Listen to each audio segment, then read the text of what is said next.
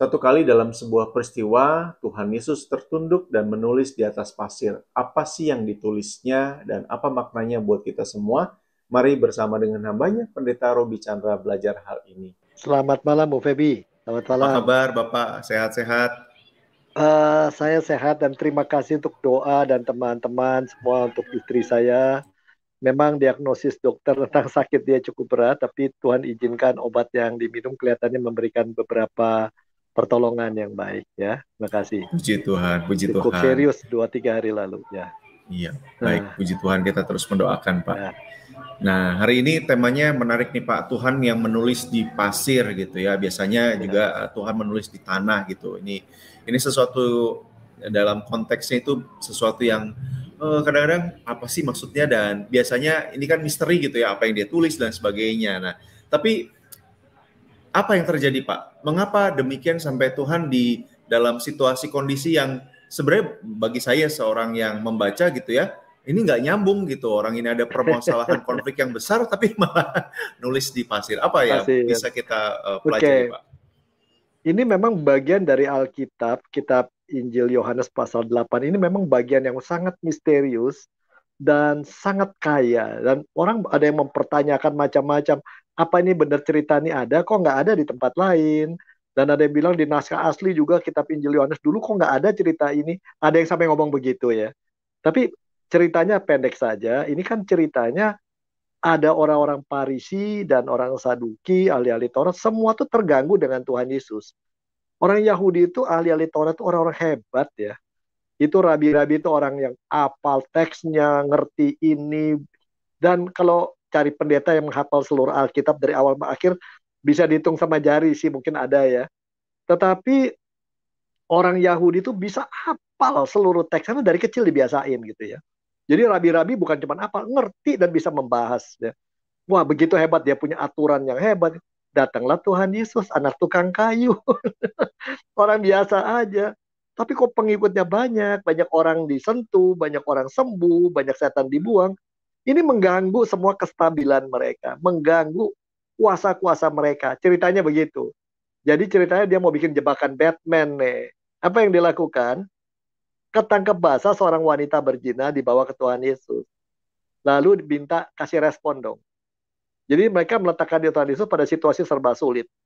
Kalau Tuhan Yesus bilang, ya memang dia salah, timbuk batu. Kan orang bilang harus dilempari batu sampai mati. Mereka bilang, kamu ngajarin cinta kasih, ngajarkan pengampunan, ngajarkan kepedulian. Kok ngikuti hukum Taurat, nyebut batu, nyambungnya gimana gitu ya. Dipersoalkan Tuhan Yesus. Tapi kalau Tuhan Yesus ampuni dia, berarti kamu menentang Taurat dong. Semua yang diberikan oleh Musa, oleh Yahweh dan lain itu semua tidak ada gunanya. Kamu melecehkan itu. Ini jebakan Batman nih. Apapun sikap Tuhan Yesus akan membuat Tuhan Yesus bisa dijebak, dikata-katai, dihakimi, dan mereka bisa pengaruhi orang lain. Jangan perhatikan orang ini. Orang ini jadi orang yang nggak bisa dipercaya. Latar belakangnya gitu, Bung Febi. Latar belakangnya menarik, gitu. Pak.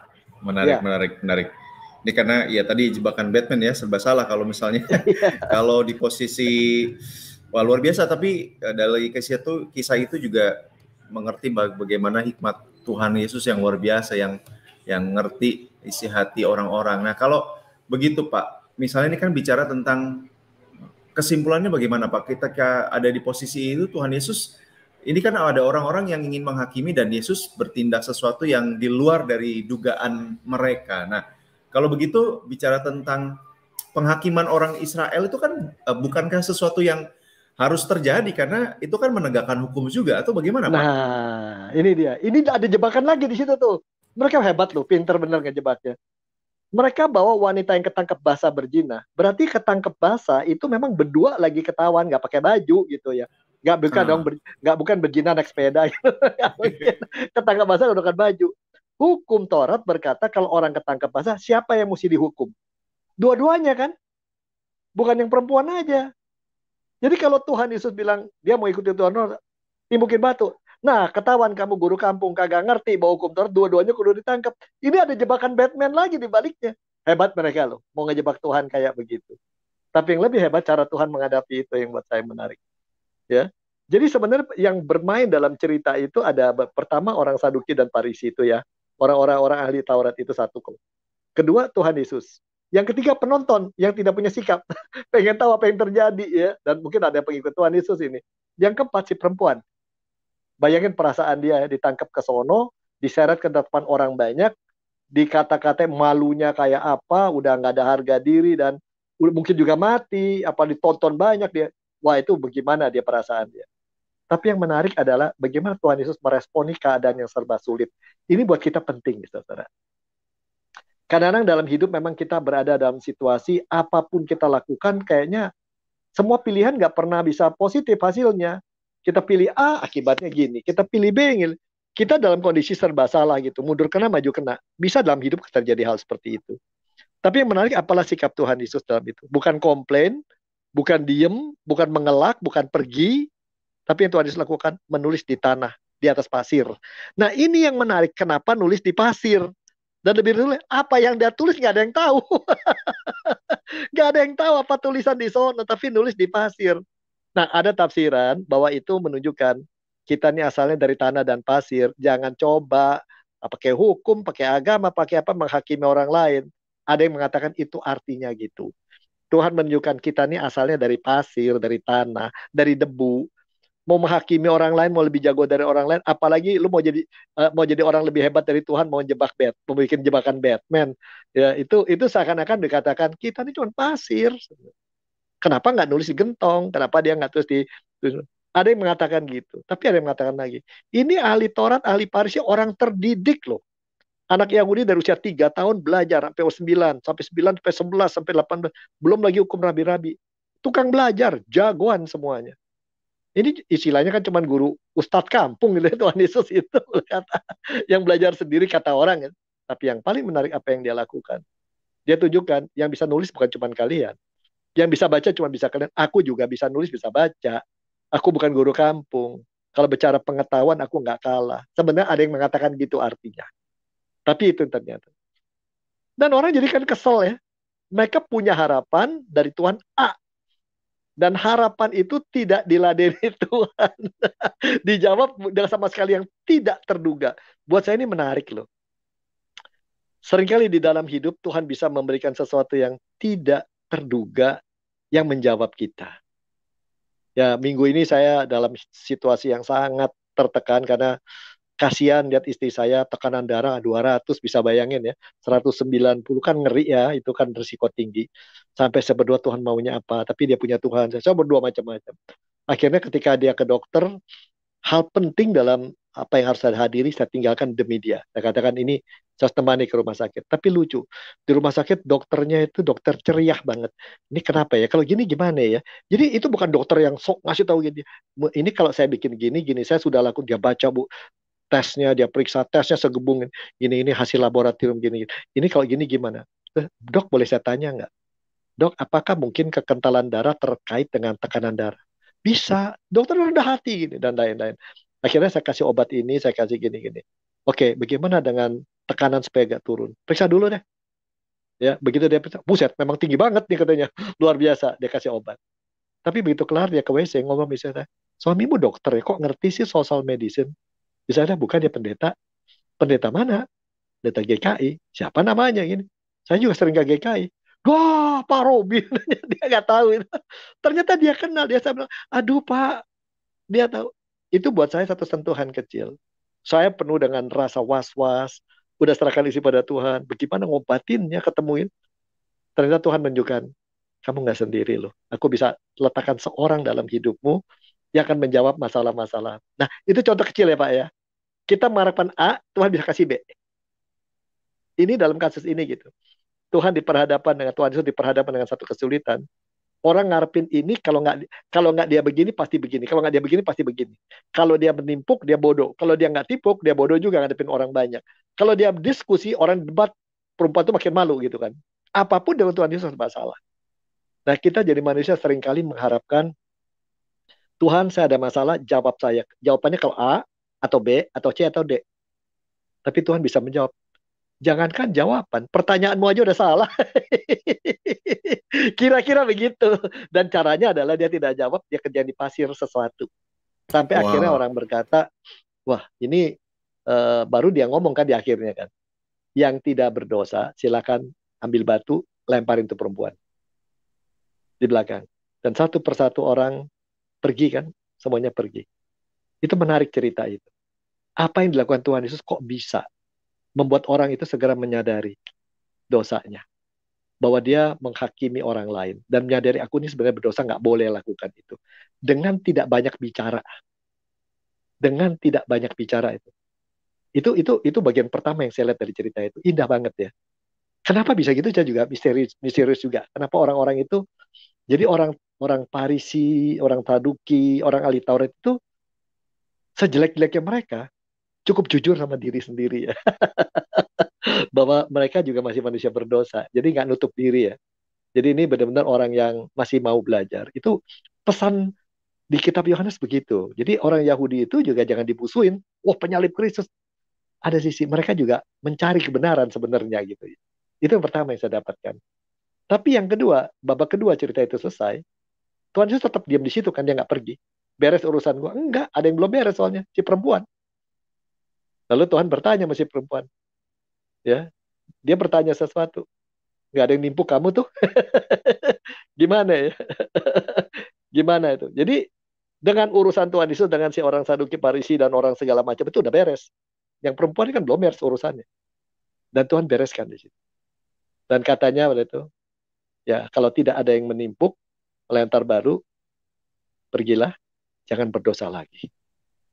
Dengan kata lain apa?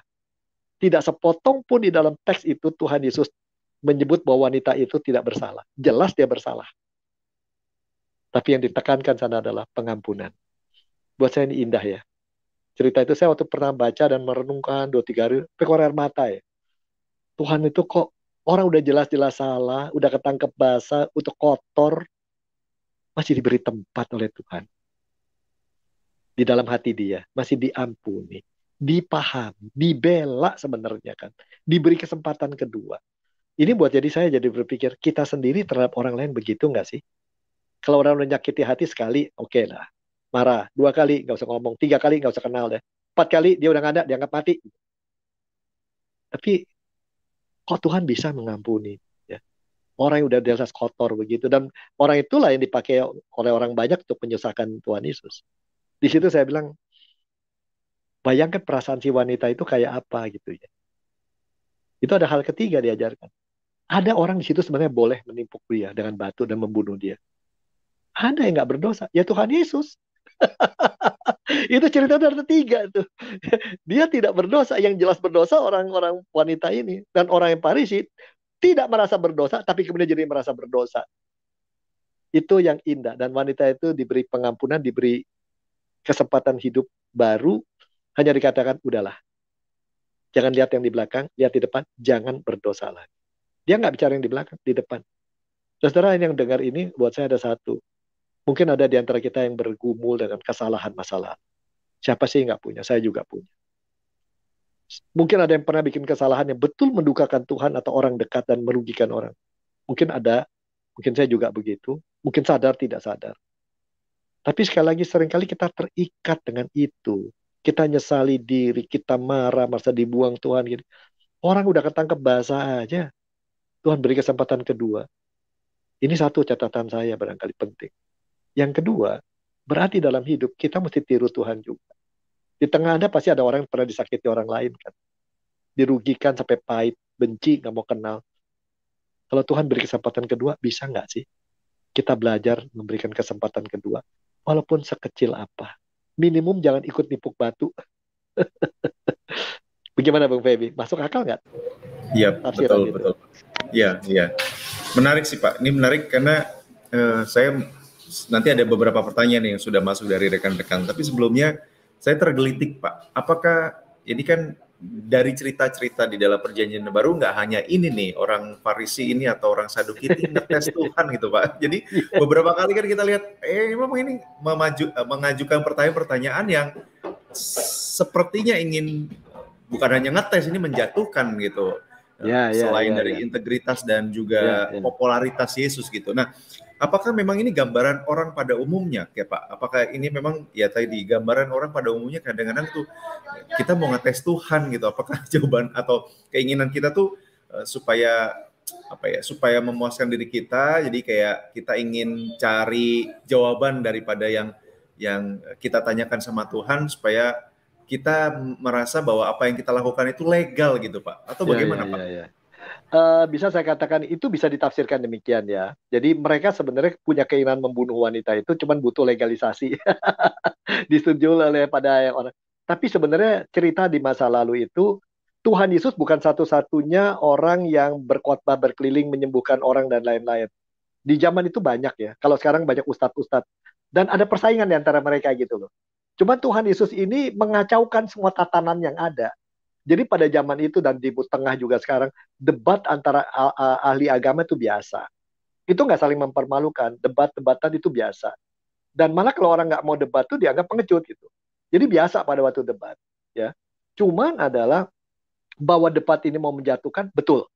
Memang mereka terganggu sama Tuhan Yesus soalnya. Sebab Tuhan cuma tidak hanya khotbah, tapi ada kuasa dalam diri dia dan kasih. Nah ini yang membuatnya. Dia punya kuasa yang begitu besar dan kasih yang begitu besar yang mereka tidak bisa tandingi dengan pengetahuan mereka, dengan sistem agama mereka, dengan kesalehan mereka. Ini sesuatu yang sangat mengaco gitu loh istilahnya gitu ya. Ya ini yang membuat mereka sangat sangat apa ya, kayak tukang sate pinggir jalan, udah jago bikin satenya, bakarannya, dia punya angkringan, datang hamburger, satenya jadi kagak laku kira-kira gitu loh. Jadi dia jelek lah hamburger, jangan-jangan dagingnya begono, jangan daging tikus, jadi apa kira-kira begitu ya. Jadi ini ada unsur mereka merasa terganggu dengan Tuhan itu. Tapi memang bisa ditafsirkan. Mungkin pada waktu itu ada orang di antara mereka merasakan tidak, ini memang Mesias. Ini memang dia ini bukan orang biasa, bukan nabi biasa. Ada roh Allah di situ. Mereka mungkin sebagai orang agama punya perasaan itu. Cuman kesombongan agamawinya lebih kuat nih. Jadi orang beragama itu kan punya kecenderungan memegang aturan, tradisi, warisan masa lalu, dia pegang penting itu. Yang beratus tahun itu dia pegang, itu pegangan dia. Dan ketika Tuhan memberikan satu yang baru, maka paling tidak siap. Orang agama kan paling takut itu mendapat hal baru gitu ya. Khotbah melalui online, waduh nanti rohnya apa gitu ya. Kalau gereja yang biasanya ibadah begini, tepuk tangan sedikit, agak boleh ya. Jangan kalau kebacuk itu kemasukan setan gitu. Ada ya gimana ya? Saya juga kadang-kadang di gereja dulu kalau memberikan berkat itu ada orang tangannya begini, so what? Dia merasa terima, yang satu ditaruh di puster tangannya, satu malah di selangkangan, ya itu biarin aja dah. Tapi ada orang nggak boleh begini. Kenapa bilang nggak boleh? Dasarnya apa? Itu ratusan tahun di gereja kita nggak ada cara begini. Siapa yang bilang? Siapa yang bilang? Ya. Nah ini kadang-kadang orang-orang kadang terikat dengan apa yang dia pikir paling baik. Dan ketika Tuhan memberikan hal baru dia nggak mau. Apalagi cinta kasih dan itu. Ya ini aneh gitu ya. Sekarang misalnya kalau Anda satu hotel sama satu kamar, lalu saya bawa sajadah, lalu sembahyang saya sambil berlutut. Itu kan saya berani taruhan kalau Anda lihat saya gitu, langsung ada yang ngomong nih, wah dia nih agamanya sebenarnya apa ya gitu ya. Nah, udah berlutut saya bersimpuh lah gitu, tangan saya diangkat. Ini benar orang Kristen nggak? Loh, saudara, di bagian-bagian dunia tertentu orang Kristen itu sembahyangnya begitu. Ada yang begitu kan. Teman-teman Ortodoks kalau bersembahyang juga bisa begini, dan lain-lain. Jadi jangan kita, orang agama tuh problem, takut dengan hal yang baru yang tidak dia kenal, itu problemnya. Dia lebih senang kalau ada yang bisa dipegang, aturan, atau dan begitu Tuhan Yesus memberikan cinta kasih, kuasa, dan lebih repot lagi, menyampaikan segala sesuatu secara sederhana. Jadi dari nenek-nenek tidak berpendidikan, orang sakit, orang Farisi, raja, semua nangkep. Itu jadi masalah gitu ya. Begitu masalah, karena sangat mengganggu kekuasaan mereka dan wibawa mereka. Itu mereka cari untuk jalan untuk ngejatuhkan Tuhan Yesus, bener ya. Cari jatuh untuk menunjukkan pada rakyat, lu jangan deketin dia, karena ini orang nggak bener gitu ya. Ternyata setiap usaha, ya ingat-ingat lagi ketika, kok murid-muridku ambil makanan bekerja di hari Sabat, itu dipersoalkan. Orang yang buta dibiarkan, ketika disembuhkan dipersoalkan. Orang yang lumpuh ditolong, jadi dipersoalkan. Jadi artinya mereka karena takut ya, punya rasa tidak aman ya di dalam hidup beragamanya. Takut salah, takut ini, takut. Nah ini hati-hati. Sedangkan Tuhan Yesus menunjukkan satu. Di dalam kasih dan kuasa Tuhan ada keheningan, ketenangan, keindahan, ada hal-hal yang mentakjubkan. Saya bagian perasaan si wanita itu ya, udah siap mati, siap dipermalukan, siap dipenjara, siap segala. Sekarang rabi yang begitu besar, bahkan kalau dia percaya ini Mesias, malah kan jangan berdosa lagi, pergilah kau. Lakukan perjalananmu, tapi jangan berdosa lagi. Pilihlah jalan yang lebih baik. Bagaimana perasaan dia ya? Konon sih menurut legenda, salah satu yang pernah saya dengar, lupa di mana, wanita itu akhirnya yang mengabarkan Injil ke tempat-tempat, kalau sekarang kalau nggak salah Yugoslavia, Bulgaria, atau itu kalau saya nggak salah ingat ya. Jadi beberapa wanita yang tersentuh hidupnya oleh Tuhan tuh, Yesus membawakan pengalaman mereka itu ke berbagai negeri gitu. Itu catatan-catatan di dalam sejarah tua gitu ya. Tapi ya kita nggak tahu banyak lah begitu ya. Jadi Bung Feby bisa dikatakan dalam cerita ini Tuhan Yesus menunjukkan jangan coba membaca Allah seperti kau yang inginkan. Tuhan bisa bikin surprise, itu satu. Kedua, kalau Tuhan kamu mau menghalangi cinta kasih dan kuasa Tuhan, tidak akan bisa kami lakukan dengan apapun juga. Yang ketiga, ya kamu boleh beragama apa saja kalau tidak ada kasih dan tidak mengalami kuasa Tuhan. Nanti ada satu yang hilang, kosong, ya. Tapi bagi orang-orang seperti wanita itu, ya hidup tidak berakhir, perjalanan tidak total pupus, ya. Selama ada Tuhan yang masih bisa mengampuni dan mau mendengar kita, selama kita mau datang pada Dia dan dengar kata-kata Dia. Jadi cerita ini indah ya, kalau Tuhan Yesus. Tapi ya buat saya nulis di pasir itu jadi mikir, iya ya. Kita ini cuma debu-debu kecil, ini kita siapa sih ya? Siapa sih saya berani ngomong depan orang begini banyak? Ini cuma debu kecil yang Tuhan pakai. Pada waktu itu saya harus jadi kembali debu kan. Harus kembali pada Dia. Itu yang paling, kita kembali pada Dia. Seakan-akan Tuhan menunjukkan dengan debu atau apa, tanah dan pasir, ini asalmu dari sini loh. Jangan mau lebihi kuasa Tuhan, jangan melebihi orang lain. Nih asalmu di sini gitu. Itu yang saya tangkap, Bung Febi. Wow, wow. Baik, terima kasih Pak. Iya, saya juga merasa ini satu bagian yang sangat indah ya. Bisa, ini bisa lebih bisa jadi satu ini sendiri Pak. Berkaitan mungkin ya tadi bicara tentang wanita, bagaimana perasaannya. Ini ada setidaknya ada udah 7 pertanyaan masuk Pak nih Pak. Wow. Jadi boleh nanti secara, karena ada beberapa hal yang mungkin sudah Bapak sampaikan, cuman mungkin sedikit butuh penegasan saja. Yang pertama Pak, dari ini akunnya Cintaku. Izin bertanya, apakah benar Tuhan yang menulis juga perjalanan kehidupan kita? Lalu apa arti dari istilah nama kita di buku kehidupan, Pak? Apakah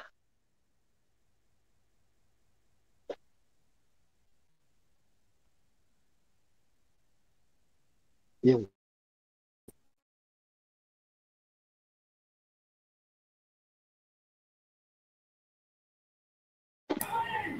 Oke, ini ya, oke, baik. Ya, silakan Pak. Ya, sudah bisa Pak. Apakah benar Tuhan menulis juga perjalanan hidup kita, lalu apa arti istilah nama? Ya, ini sekali lagi dalam apa yang Tuhan lakukan buat hidup kita, begitu banyak hal yang tidak bisa kita jelaskan. Jadi kita pakai istilahnya alegori, simbolisme, metafor secara tidak langsung, bahwa hidup kita ini sebagai buku dan Tuhan menulis di dalamnya. Maksudnya hidup kita ini, di dalam hidup itu Tuhan sering memberi sentuhan dan memberikan benar ya.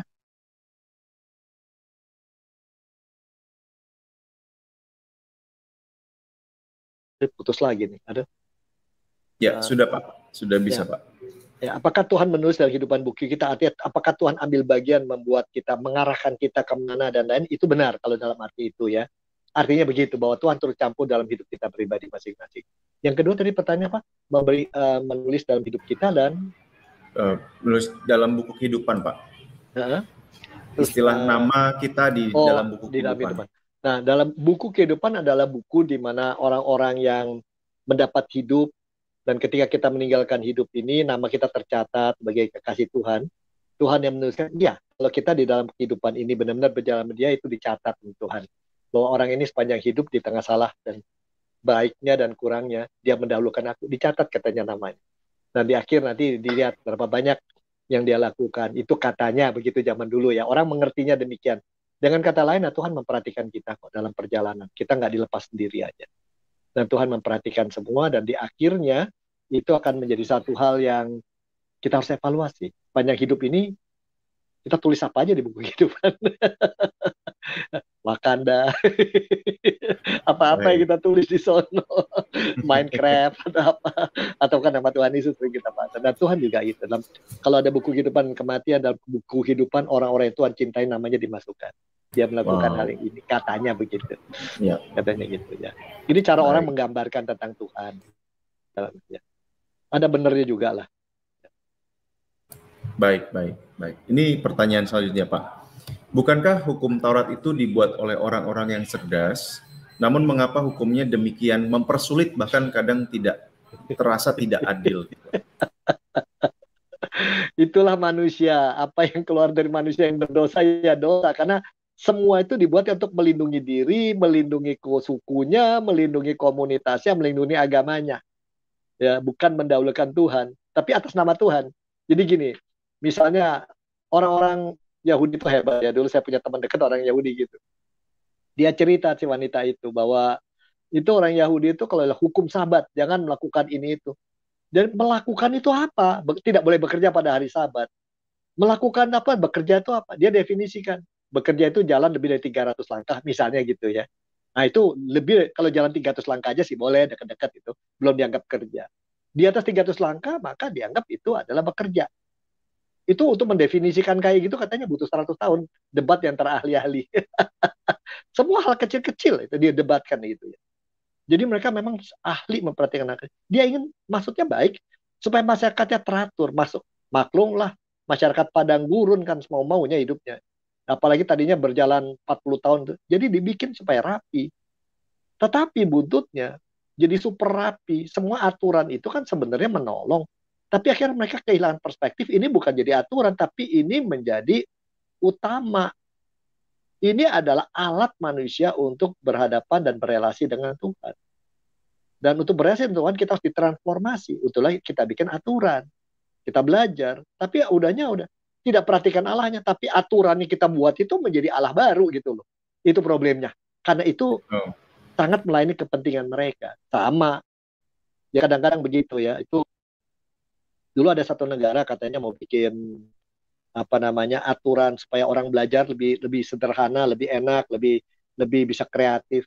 Maka dibuatlah aturannya. Tapi aturannya ribet itu. Kreatif itu apa? Dibikin aturannya. Gimana ngukurnya? Dan akhirnya ini birokrasinya bukan orang jadi kreatif. Orang jadi malah terikat habis-habisan dengan segala macam tata krama dan aturan dan pemeriksaan dan dengan evaluasi dengan apa yang namanya akreditasi dan udah dah repot jadinya jadi akhirnya lama-lama orang jadi depresi. Itu kecenderungan manusia. Mendahulukan diri dan kepentingannya dan apa yang dianggap baik. Itu problemnya dengan hukum Taurat. Maksudnya sih baik, tapi buntutnya yang jalanin itu menjadikan itu sebagai lebih dari Tuhan. Ya.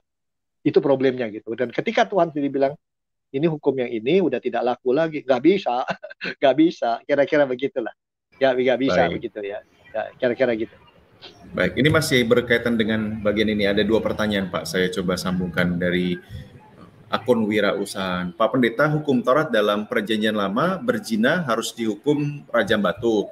Sementara Tuhan Yesus dalam Perjanjian Baru mengajarkan kasih pengampunan. Apakah ini bisa dikatakan bertentangan? Lalu selanjutnya, apa arti Yesus datang untuk menggenapi hukum Taurat, Pak? Nah, jadi sekali lagi, gini deh. Saya beri contoh. Ada seorang ibu berkata pada anaknya, jam 5 sore kudu mandi ya. Kalau sampai setengah 6 belum mandi, kagak boleh makan malam. Nah, itu hukumnya. Maka, dan anak-anak itu memang masih kecil, nakal, bandel, ya, bantah-bantahan dulu. Maka ada satu kali dia nggak sempat makan malam. Dan maminya tegain begitu ya. Tapi lama-lama itu ketika anak umur 5 tahun, lama-lama terbiasa. Umur 7 tahun, itu dipenuhi. Tapi kalau udah umur 10 tahun, buat apa ngikutin utuh? Dia udah tahu kalau waktunya mandi. Gitu. Jadi, aturan itu dibuat sebagai alat untuk mendewasakan kita. Kalau udah tiba-tiba satu dewasa, aturan itu nggak diperlukan maksimum lagi kayak begitu gitu ya. Oke, dulu misalnya gitu ya. Waktu saya pacaran dengan Julia gitu ya. Waktu pacaran, dia suka bilang, jangan pegang tangan gue depan orang, malu. Oke. Nah sekarang sih udah kakinya pincang, kalau jalan pegangnya tangan saya terus. Saya sampai bercanda, nih hukuman dari Tuhan nih. Dulu nggak mau pegang gue, sekarang lo mesti pegang gue gitu ya. Tapi sebenarnya gini, dia tidak mau kita pamer-pamer depan orang. Itu satu. Kedua, dia ingin saya jangan pamer, tapi kedua juga tolong menghormati dia. Saya mengerti dan saya penuhi itu. Tetapi kemudian aturan itu dia bilang, tapi kalau kita berdua pegang sih boleh. Kalau ke kebun binatang depan monyet kita pegangan boleh, tapi ke depan tamu jangan, nanti dilihat orang. Jadi omongan. Oke. Nah kami sempat nggak kelihatan orang pacaran sementara gitu. Tapi kemudian ketika kami udah kawin, mau pegang, mau rangkulan kan nggak ada masalah. Karena hubungan kami begitu dekat. Hukum Taurat itu adalah kayak jembatan untuk kita lebih dekat sama Tuhan. Kalau itu sudah dekat sama Tuhan, banyak ukuran-ukuran itu tidak lagi menjadi satu hal yang diperhatikan. Jadi itu dimaksud penggenapan. Inti hukum Taurat supaya manusia hidup mengasihi Tuhan, merasakan kuasa Tuhan. Ya, dan jangan karena dulu orang masih liar, itu dibuatlah aturan-aturan. Ketika itu makin terbiasa dengan aturan, kuncinya aturan itu untuk mereka lebih berhubungan dengan Tuhan, berelasi dengan Tuhan, intim dengan Tuhan, dekat sama Tuhan. Tapi seringkali jadinya bertransaksi gitu ya. Kalau aku ikuti aturan ini, aku boleh dapat makanan dong. Kayak anak kecil gitu kan. Mama, kalau jam 5 mandi kan saya boleh makan. Iya kata mama. Ya mandi setengah 5. Makannya 2 piring dong, Ma. Kan setengah 5. Kira-kira begitu loh. Ya. Nah Tuhan mengenapkan itu menunjukkan banyak orang Israel pada waktu itu melakukan dengan sangat baik. Tapi tidak lagi lihat intinya.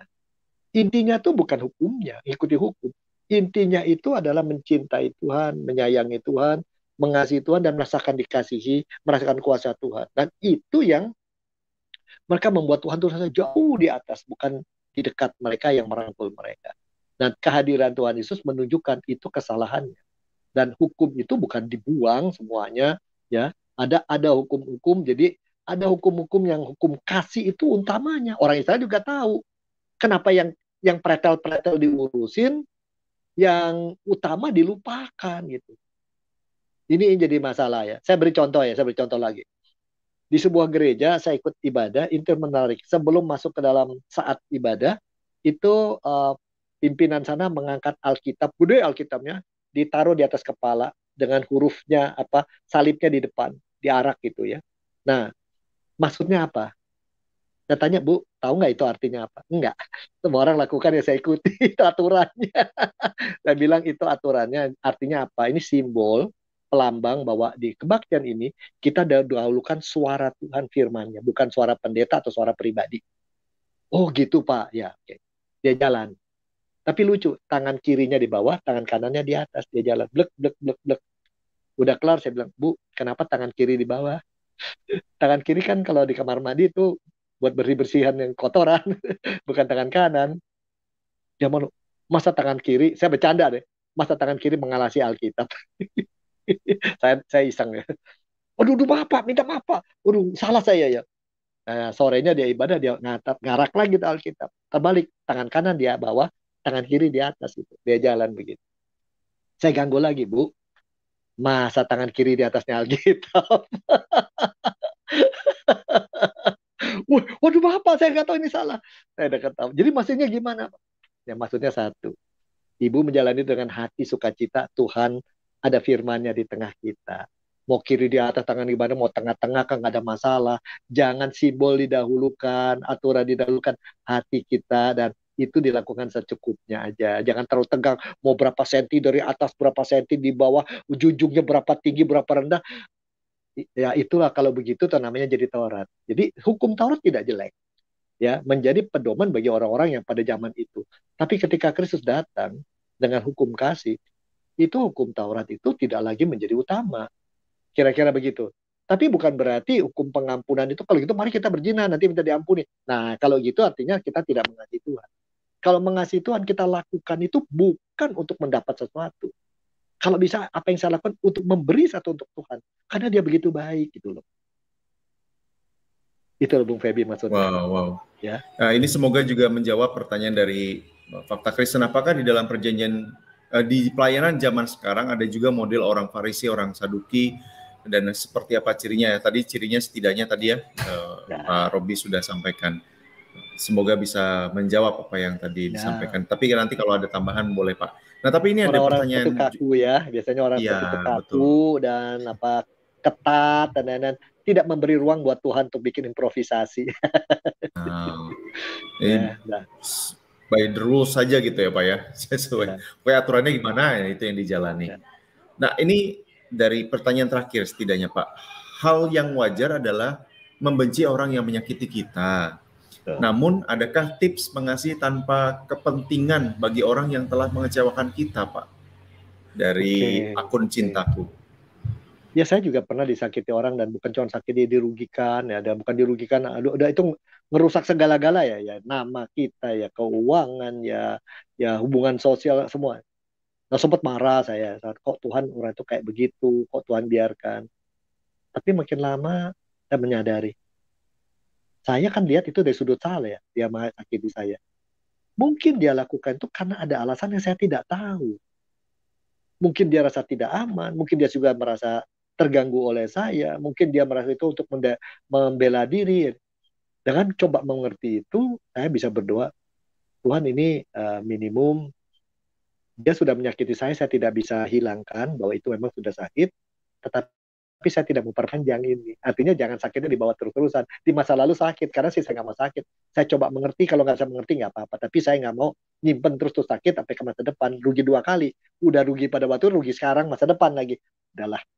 Saya nggak tahu apa yang terjadi, tapi kasihani dia. Dan kalau kita benar mau ngampuni dan mengasihi orang yang menyakiti kita, doakan hal baik terjadi sama dia. Dan itu saya bisa lakukan kemudian hari, Tuhan berkati dia, pekerjaannya, kesehatannya, kondisi lingkungan dia dan lain-lain. Dan rasanya lega. Karena dengan begitu, kita menunjukkan bahwa cinta kasih Tuhan Yesus ada di dalam hati kita. Kuasanya ada dalam hati kita. Tidak ada kuasa yang membuat kita jadi harus jatuh ke dalam kebencian, kepahitan, kekecewaan. Karena cinta kasih Tuhan, kuasa yang sudah kita rasakan, dan sekarang kita mau hidup dengan itu. Tidak butuh waktu ya, butuh waktu. Wow. Terima kasih Pak Robi, ini juga pembelajaran yang indah buat kita semua gitu Pak. Nah kalau ada closing statement, saya persilakan Pak Robi nanti sekaligus menutup di dalam doa. Ya saudara, sekali lagi kita ini debu pasir, berasal dari tanah. Kita ada di bumi ini sementara. Pada waktunya kita mesti pergi. Dan terpisah dengan yang kita sayang. Itu pun sementara. Nanti dipersatukan lagi sebagai orang-orang yang beriman. Karena itu selama masa yang sementara ini, marilah kita isi. Ya, isi untuk memberi kesempatan kedua untuk orang-orang yang sudah salah. Jangan hanya menghakimi, menggosipi, tapi jangan hanya menilai. Ya, bertindaklah seperti Tuhan Yesus. Berikan mereka kesempatan kedua kalau yang menyakiti. Kalaupun yang bikin salah itu diri kita sendiri, belajar mengampuni diri. Ya, belajar mengampuni diri karena Tuhan sudah mengampuni. Dan ketiga yang kita katakan, jangan coba mengharapkan mengatur Tuhan atau menggiring Tuhan melakukan apa yang kita anggap baik. Belum tentu yang kita pikir baik itu yang terbaik buat diri kita dan buat orang sekitar kita, gitu ya. Dan ini buat orang tua terutama, jangan selalu menganggap kalau anaknya nggak ngikut maunya dia, berarti dia gagal. Belum tentu. Ya, saya dokter, pengen anak saya jadi dokter, tapi kok dia jadinya penulis puisi, pemain suling. Itu bukan berarti saya dikutuk apa, saya dalam, enggak. Mungkin Tuhan punya rencana indah melalui pilihan dia. Juga dengan pasangan. Kalau pasangan kok nggak maunya kita, dia dosa itu enggak. Jadi sekali lagi, hati diam seperti Tuhan Yesus, mengingat kembali kita berasal dari debu itu, kita tidak memutlakan keinginan diri. Itu yang paling penting. Tapi ingatlah kuasa kasih dan kuasa yang luar biasa dari Tuhan Yesus harus kita rasakan setiap hari. Dan dengan itu kita hidup. Mari kita berdoa. Bapak, di saat ini banyak di antara kami yang mungkin mengalami banyak situasi yang sulit. Banyak mengalami situasi yang apapun pilihannya serba salah. Ada rasa kecewa, pahit, marah. Bahkan ada di antara kami mungkin merasa sangat bersalah untuk pilihan yang sudah merugikan banyak orang, bahkan diri sendiri. Banyak juga orang yang penasaran karena orang lain merugikan dan ingin ada pembalasan. Tapi kami dengar dari malam hari ini, ada kuasa dan kasih Kristus yang begitu besar, yang bisa menghapus kekecewaan, kepahitan, kegagalan, dan mengisi semua dengan cinta kasih. Ajar kami menyambut cinta kasih Tuhan, ajar kami hidup dalam kuasa-Nya, dan ajar kami membagikan, menularkan cinta kasih dan kuasa Tuhan pada orang lain. Terima kasih Bapak. Isi doa kami tidak bisa kami ungkapkan dengan kata-kata. Tuhan dengar dan jawablah sesuai dengan hikmat-Mu. Kami pegang kata-kata-Mu. Segala sesuatu kebaikan bagi orang-orang yang mengasihi di Kau. Kami mau belajar mengasihi di Kau. Dalam nama Tuhan Yesus kami berdoa. Amin. Amin. Terima kasih sekali lagi Pak Robi untuk malam hari ini sudah dan terus menolong kita, memberkati kita dengan kebenaran firman Tuhan. Terima kasih buat rekan-rekan yang sudah bergabung, yang sudah berkomentar, yang sudah bertanya dari Sabang sampai Merauke, dari utara ke selatan, dan juga buat rekan-rekan yang di luar negeri, salam hangat dari kami. Dan sampai jumpa besok malam bersama dengan saya Feby Timotius dan Pak Robi. Kami undur diri. Tuhan Yesus memberkati kita semua. Amin.